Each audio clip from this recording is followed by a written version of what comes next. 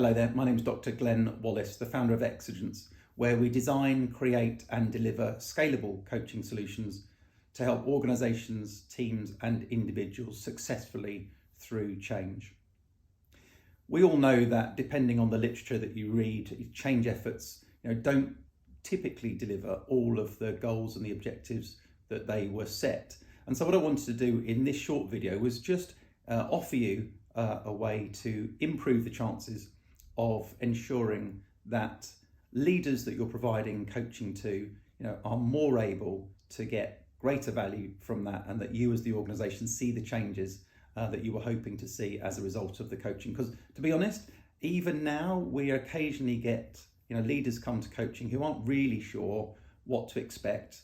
They may not have had coaching before, and they're a little bit uncertain about really what the process is going to be like.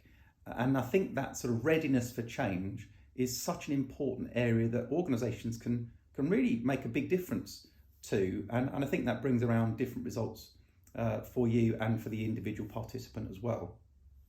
Some lovely research out of the University of Stellenbosch Business School in South Africa looked at this very topic recently and has identified a couple of useful things that might be helpful for us to share with you. The first is that people typically go through sort of 2 or 3 phases of change and the readiness for change particularly. The first is what's called a pre-contemplative stage, where they're sort of fairly ambivalent about the change effort, don't really know very much about it, aren't very engaged. The second stage is a contemplative stage, where they begin to appreciate what that change might be about. They're comparing their prediction of what that change might bring about to reality and trying to close some of the gap there. And finally then, this sort of engagement stage where they're demonstrating a readiness to change, and it's helping people get through those early 2 stages to that final stage before they start the coaching, preferably, or at least early in the coaching stage, whether that's coaching a team or an individual. That can be super helpful in ensuring that they then work on actions, work on goals, work on plans to actually make the changes and the transformation that they're looking for. There are a number of really good suggestions in the paper, and I'll put a link below so that you can read it in more detail. But I think just want to pick on 3 things that I think as an organisation you can do with any such development opportunity, whether that be for individuals or teams. The first is to provide as much information as you can, so that that takes away some of that uncertainty. People know what to expect, and that they can feel confident that they're sort of pretty clear on what the process might look like. The second is rather than give somebody a coach, you provide an opportunity for that person to have the autonomy to select a coach for themselves. Now, it would be a very long process, potentially just say, well, go out to the market and find a coach.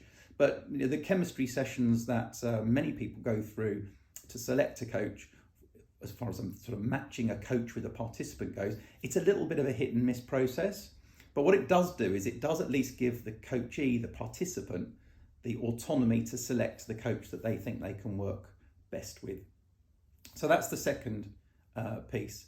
And then finally, what I think is really important is giving the coachee, the participant, some confidence in both the coaching process. You are confident that it will work and it will help them deliver what you want it to for them, but also a little bit of confidence in them, that you believe that they will make the most of the coaching process, that they will get to the change and the transformation that you're all looking for them to achieve. That can be really helpful early on to give people that little bit of a lift, a little bit of greater sense of self-efficacy that they can achieve what you need them to.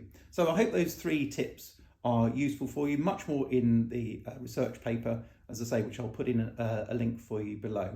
Hope that's been really helpful. If you want any more information about helping organisations, teams or individuals be ready for change, ready for successful change, then feel free please to email me info@exigence.co, and I'll be delighted to help in any way I can.